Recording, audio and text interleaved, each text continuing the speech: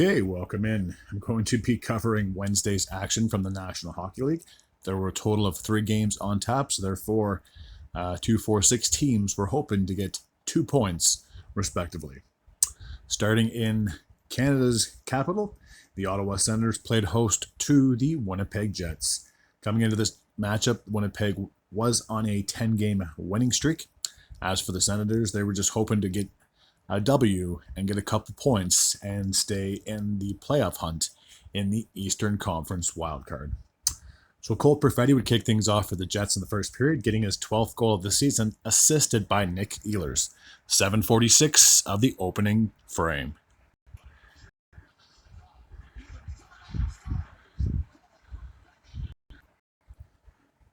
All right, so not too long after that, Mason Appleton would get his 8th goal of the season, unassisted, 9:03 of the first period. And when it says own goal, it means it may have went off a defenseman on the other team or the goalie. I'll see if I can play the clip. Just 1 second.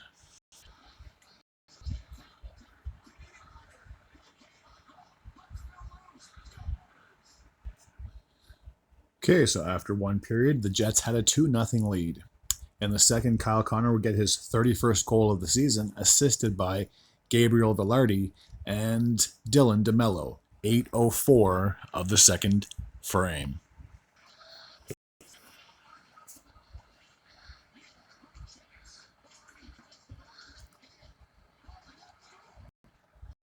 So after Connor scored, that made it 3-0 for the Jets. About 50 seconds after that, I guess 49 to be exact, Thomas Chabot would finally get the Senators on the board, getting his 5th goal of the season, assisted by Tim Stutzel, I do believe, who got his 41st assist of the season. That's quite impressive.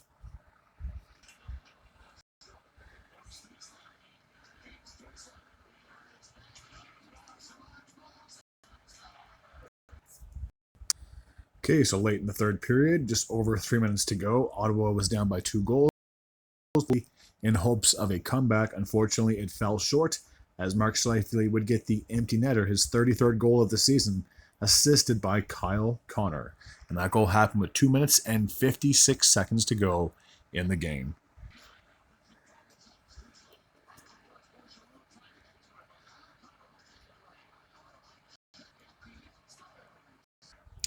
So the Jets would win. 4-1 would be the final, increasing their winning streak to 11 games. Very impressive. All right, the next game took place in Colorado as the Avalanche played host to the New Jersey Devils. This was close at one point, and then the game just kind of got away from New Jersey. And in a matter of moments, you'll see why. So in the first period, Arturi Lehkonen, I know every time he scores, being a Habs fan, it just makes me miss him more because he had so much potential in Montreal, but obviously because his contract ran up, he needed to go elsewhere. Otherwise, he could have walked away in free agency. So every time he scores, and even when he won the cup with Colorado back in 2022, I couldn't have been happier for the guy because a lot of hard work for him, and it definitely paid off. And look at him now; he's like a top left winger for this Avalanche team who can be competitive for many years to come. So every time he scores, part of me dies a little bit, but again, I couldn't be happier for the guy. So he would open up the scoring for Colorado, getting his 24th goal of the season, assisted by Martin Necas and Nathan MacKinnon. They're forming quite the line, to say the least. 8:54 of the first period.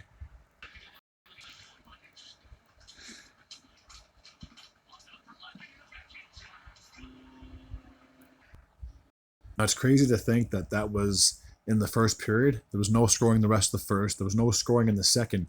We have to wait until the third to find out if, hey, will this be a 1-0 game? Well, obviously it wasn't. Nathan MacKinnon would end up getting the game-winning goal, his 22nd goal of the season, on the power play from Necas and Cale Makar. 2:57 of the third period.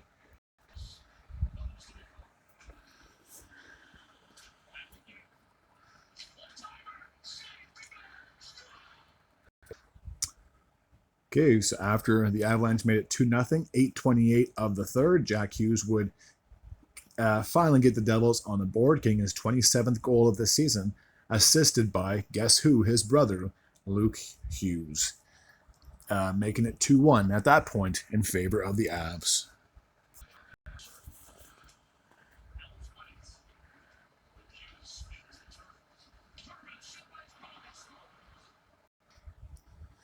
With just under 6 minutes to go, Nathan McKinnon would get his second goal of the game, his 23rd of the season on the power play, assisted by Cale Makar and Martin Nietzsche. To be exact, there was 5 minutes and 46 seconds to go in the game.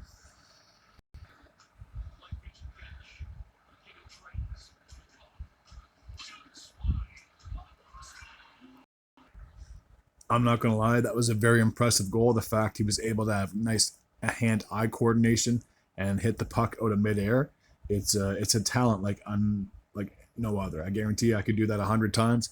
I wouldn't even come close to hitting the puck.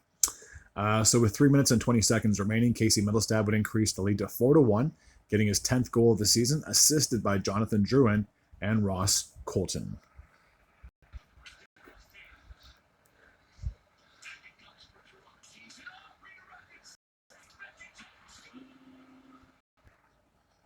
So despite the fact that the Avalanche had a 4-1 lead, they would score yet again. With 1 minute and 42 seconds to be exact, Logan O'Connor would increase the lead to 5-1. For O'Connor, that'd be his 7th goal of the season, assisted by Kelly and Miles Wood.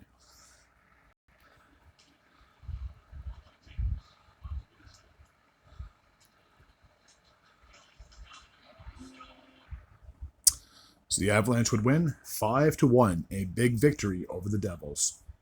All right, last game took place in the Pacific Division between the Los Angeles Kings and the Vancouver Canucks. Nils Höglander would break the tie, 9:56 of the first period, so roughly halfway through, getting his 5th goal of the season, assisted by Derek Forbort. Ooh, that's blurry. Hold on a second. I missed it. Okay, I want to see if I can click that. And let's try it one more time. Hopefully I don't get an ad this time. There we go. So much better. There we go.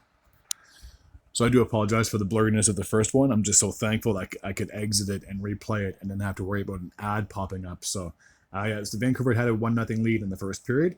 They would double up the lead in the second, courtesy of Connor Garland, who got his 15th goal of the season from Sheedle, I believe, or Heedle, and Dakota Joshua, 13:07 of the second frame.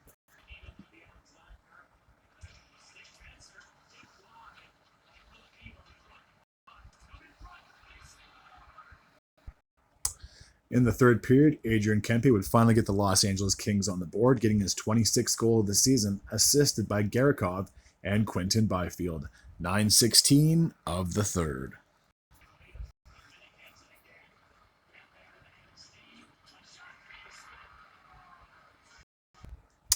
So in my opinion, that was a fantastic goal from one end to the next, a snapshot or a wrist shot. I can never really tell the difference between the two, but it was a thing of beauty. It was so smooth, and then went top shelf, cutting into the lead 2-1. Warren Foegele tied the game up in the third, getting his 16th of the season, assisted by Jordan Spence and Moverar, I want to say, 14:01 of the third period, so just a tick under 6 minutes on the clock.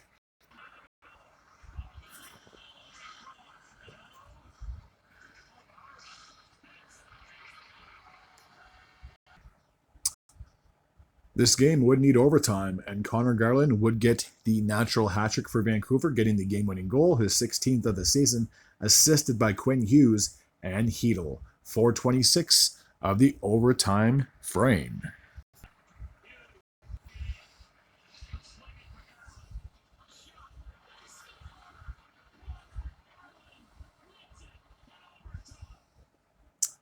Okay, so with that finishes the 3 games of the recap. And as always, I'll take a look at the standings. Let me just see if I can move this tablet backwards. There we go. Shouldn't have to put it in an angle now. So, starting in the Eastern Conference, not sure if you can see Atlantic. It's at the top of the screen. So you have the Toronto Maple Leafs. They're still in first place with a record of 36-20-2. They have 74 points. Florida is 1 point behind them with a record of 35-21-3. They have 73 points. The Tampa Bay Lightning are in third place with a record of 33-20-4. They have 70 points. I think that division is pretty much wide open, considering all three teams have over 20 games remaining, and the fact that 4 points is separating third place from first place. I apologize. Anything can happen. I think it's going to for sure come down to one of those three teams. I don't see anybody else sneaking in, but that's just my personal opinion, I guess. However, in the Metropolitan, it couldn't be any different, as the Washington Capitals have a record of 38, 12, and 8. They have 84 points. I think it's just been an unbelievable season, and it just goes to show that, yes, they did make a few changes in the offseason, most notably getting Logan Thompson from the Vegas Golden Knights.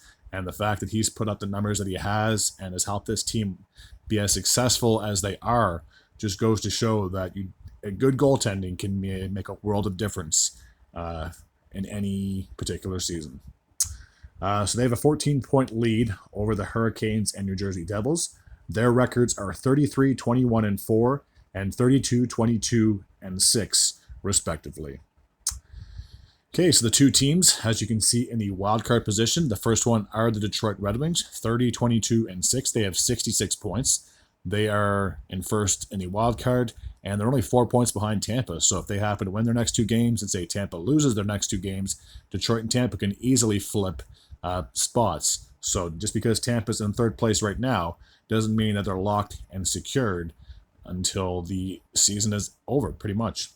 And I do remember, I just want to say this as a little side note, that when I made my predictions earlier in the season, or before the season started, I did say that I believed Detroit would finally end their playoff drought and make the postseason. And as of right now, they're helping my cause. But again, there's still 20 plus games for every team to go, respectively. So you'll see once I scroll down just how crowded the Eastern Conference is below that line.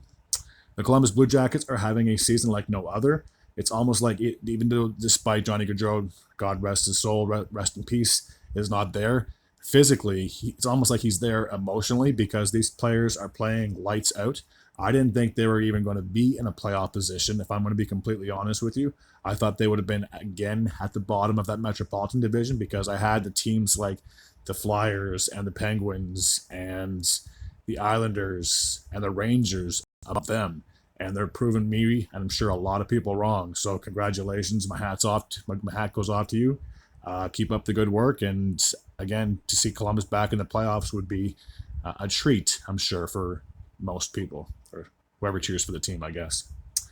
So I just talked about the Rangers. They are just 2 points behind Columbus. So obviously, if the Rangers win their next game, say Columbus loses, they could easily flip spots. So just because you're in a playoff position right now does not mean you're secured, unless you're the Capitals, that you're for sure going to make it into the postseason.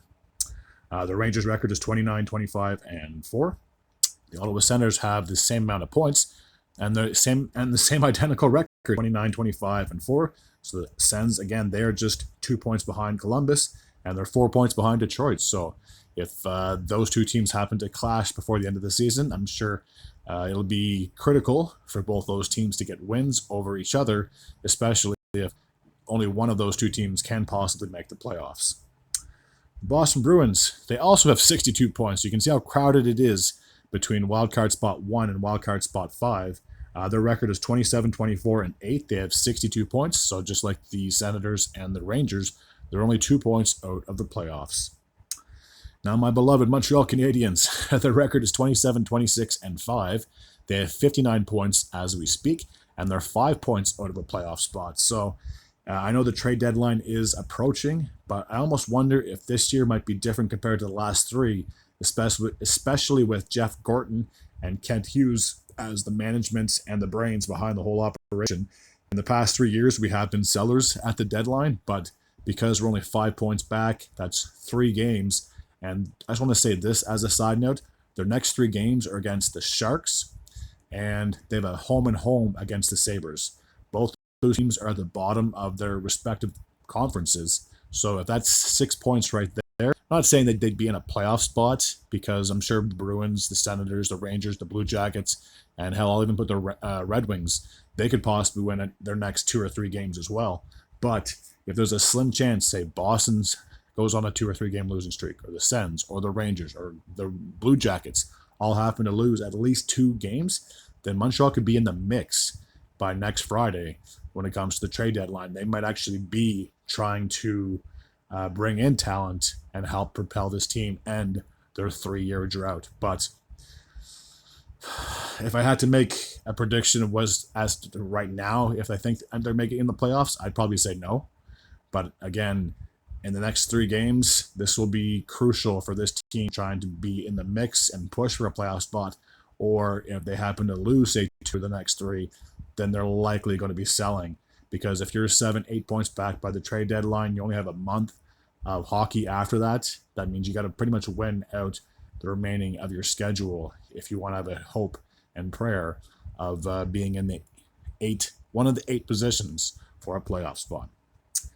So the Flyers, they're kind of in the same situation as Montreal. They're 5 points out of a playoff spot. The next week's going to be very crucial for them. I can see them wanting to try to be not sellers, but like Montreal, maybe they want to try to bring in talent, and hopefully they can go on a bit of a run. And their 5-year playoff drought, if I'm not mistaken, I think the last time the Flyers made the playoffs was in the 2020 COVID year, because they didn't make it in 21, 22, 23, 24. So they've missed it for 4 straight seasons. And last year they kind of blew it at the end, if I'm going to be completely blunt.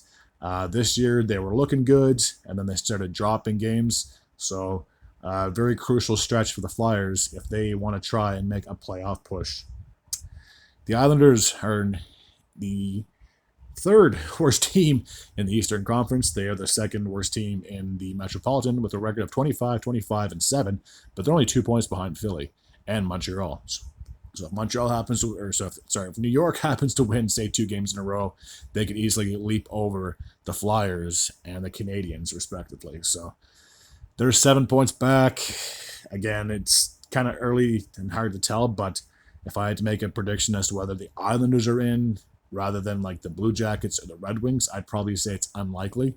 But again, I'm sure there have been other teams that were trailing by 10 points and somehow managed to make the playoffs. So it's not over until it's over.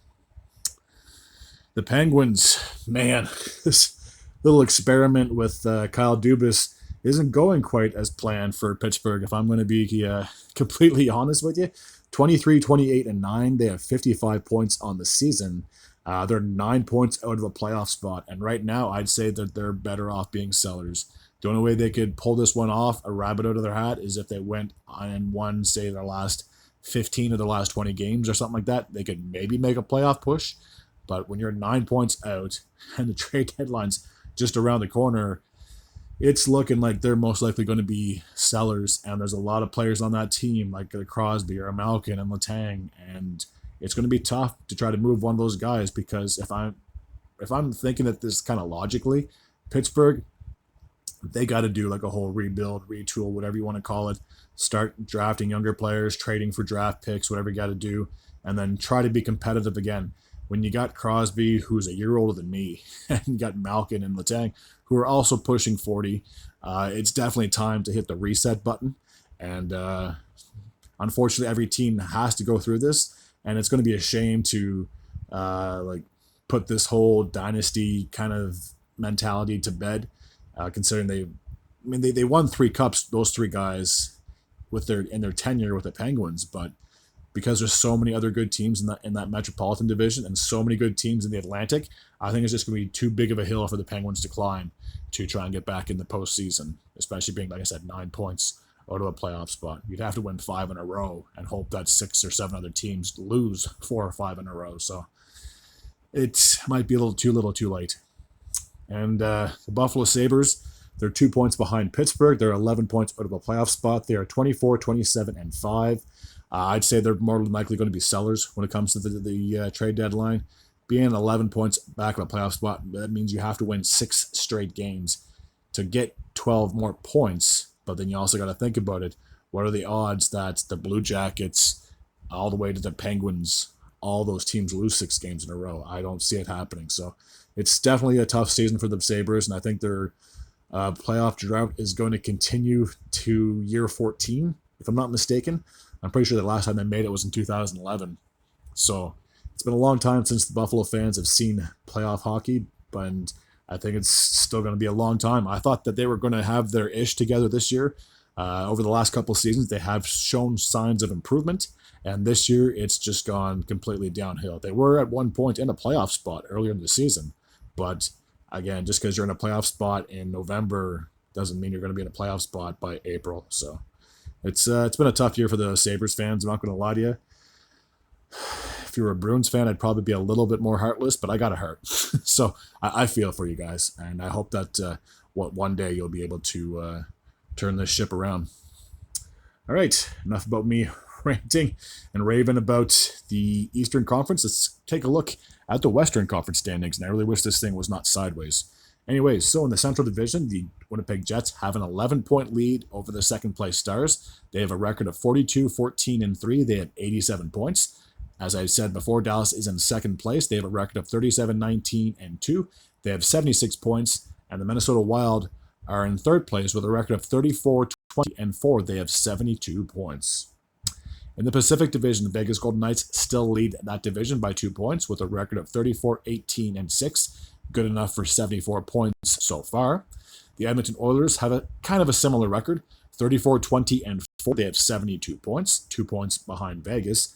And I said this in my video yesterday that if they didn't go on a 3-game losing streak, or if they even won just 1 or 2 of those 3 games, they would possibly be in first place right now. But a 3-game losing streak, especially coming out of the Four Nations phase-off, is not a good way to start when you had all that time for your guys to rest up. So LA is in third place for like the 4th year in a row with a record of 31-17-8. They have 70 points. They're 2 points back of Edmonton. So if Edmonton continues to struggle, LA could find themselves in second place by the time they play their next game, which could be tonight, tomorrow. I haven't checked the schedule. All right, and the 2 teams in the wildcard spots, might as well see if I can get both of them in the picture, are the Colorado Avalanche. They have a record of 34-24-2. They have 70 points. Now, here's the kicker, is that at one point, I'm pretty sure Minnesota had like a decent-sized lead on Colorado in that division, and now Colorado's just 2 points behind Minnesota. So if the Avs win their next game and Minnesota loses their next game, the Avs could easily bump up to 3rd spot in that Central Division, which is kind of where I had them picked at the beginning of the season, as in the top 3 of that Central Division. So I think they are almost a guaranteed lock to make it into the postseason. So when it comes to the other wildcard spot with the Vancouver Canucks, that might be a bit of a dog race, or a bit of a fight, to say the least, considering the team that's below them has a 1 point. They're just 1 point behind them in the standings. So Vancouver has a record of 27-20-11. They have 65 points. They are 5 points back, 5 points back of the Los Angeles in the Pacific Division. So it might be tough to play catch up with them. But again, 5 points, especially with 20 plus games to go, that could be a lot. Like Vancouver could win their next 3 games. LA could possibly drop their next 2 games, and then Vancouver could find themselves ahead of LA in that division. But at least if you're a Vancouver fan, you're in the playoff spot for now. May not be first place like last year, but I mean, there's been wildcard teams that managed to pull off upsets in the past, so anything can happen. All right, so now look at the rest of the Western Conference. Let's see if I can just leave it like that if possible. There we go. Okay, see if I can just hold that in position. So Calgary's just 1 point behind Vancouver, as I previously said. 28-21-8 is their record. So I think it's going to come down, honestly, to between the Flames and the Canucks, who's going to get that last playoff spot. And Utah, they're 4 points back of Vancouver, so Utah's kind of in the mix too. I can't really take them out of the picture just yet, again, because there's still so much more of a season. There's still so many games left for each team in the regular season, so you can't really count Utah out just yet. St. Louis, they're 5 points out of the playoff spot, so I'd say they're still kind of in the mix. They'd have to win 3 games in a row just to catch up to Vancouver, which isn't impossible. And then you think about this 2019 when the Blues went on that crazy run. I'm pretty sure they were in last place by the end of January, so kind of the same situation. And then they went on one hell of a run. I'll never forget that playoff run, and especially when they beat the Bruins in 7 games. Oh boy, I was pretty... All right. The team below St. Louis in the standings are the Anaheim Ducks. They have a record of 25-25-7. They have 57 points. They're 8 points back. Can't really say they're totally out of the picture. Again, but there's so much hockey left. But I don't see like the Canucks or the Flames or if you want to put Utah in that mix, or St. Louis if they happen to get red hot again.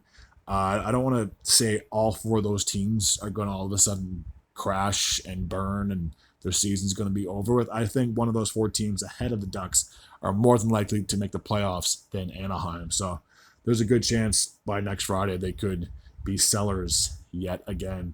And unfortunately, unless they go on a crazy run, their playoff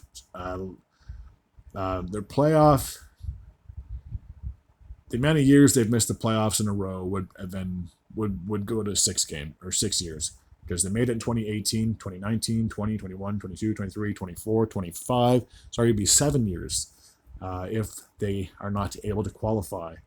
And for Orange County, I'm sure they would love to get this team back into the playoffs, but because of the three teams ahead of them, the three teams that are in a playoff spot ahead of them, with the Golden Knights, the Oilers, and Kings, it seems like those are like the three locked in positions for the Pacific Division. And then when the wild card, yes, technically two teams from the same division could make it, but I think it's just too tall a task for the Ducks for them to make a playoff push. Now, talk about two disappointing seasons. The Seattle Kraken, they're 3 points behind Anaheim. They have a record of 25, 31, and 4. More than likely, they will be sellers. They're 11 points back right now. Not saying that it would be impossible, but again, I've said this in so many videos, and not just hockey, with anything in that general idea. If you are relying on other teams to lose and you're concentrating more on that than you're winning, then you're obviously, that's a recipe for disaster. Now, I'm not saying every person thinks like that, but I guarantee there's somebody in the organization, could be a GM, could be a player, whatever, coach, whatever you want to talk about. But you're telling me they're not keeping an eye on other scorers. Like, imagine if Seattle played against, say, Chicago, and then Anaheim was playing against, we'll say, St. Louis, just for spits and giggles. You're telling me that someone in that organization is not going to be keeping an eye on the Ducks, because obviously if the Ducks lose and Seattle wins, they'd pull in within 1 point. So it's got to be on the back of somebody's mind, right? Not just me. Anyway, see, I don't think Seattle's making the playoffs this year. I think it's just too tall of a task to order. Now, speaking of playoffs, Nashville Predators, man, what a disappointing season. 20, 30, and 7, they have 47 points. They're 18 points back out of a playoff spot. Let me repeat that again. 18 points back out of a playoff spot. Absolutely absurd. What a disappointing season. They better come back next year firing with all guns, because otherwise those signings this past offseason are going to come back to bite them in the rear. That's all I got to say. Chicago and San Jose are the bottom two teams, I should say, in the Western Conference, both on the bottom of their respective divisions. Chicago 17, 34, and 7. They are 41 points. They have 41 points, I should say, and the San Jose Sharks are 15, 36, and 8. They have 38 points. So San Jose has 38 points. Buffalo has 53. So at least Buffalo, even though not having the best season, they still have the fourth worst record, right ahead of Nashville, Chicago, and San Jose. So at least Buffalo has that going for them. They're not the worst team in the league. They're just at the bottom 5. All right, that's going to take care of this recap from Wednesday's action of the National Hockey League. I should have a video uploaded either this evening or possibly tomorrow morning talking more hockey, which I absolutely love. I mean, because football is over, I got to find something to talk about. Anyways, as always, if you're new to this channel and you like this type of content, feel free to hit the sub button. I'd be very grateful and very appreciative. Until next time, and as always, take care.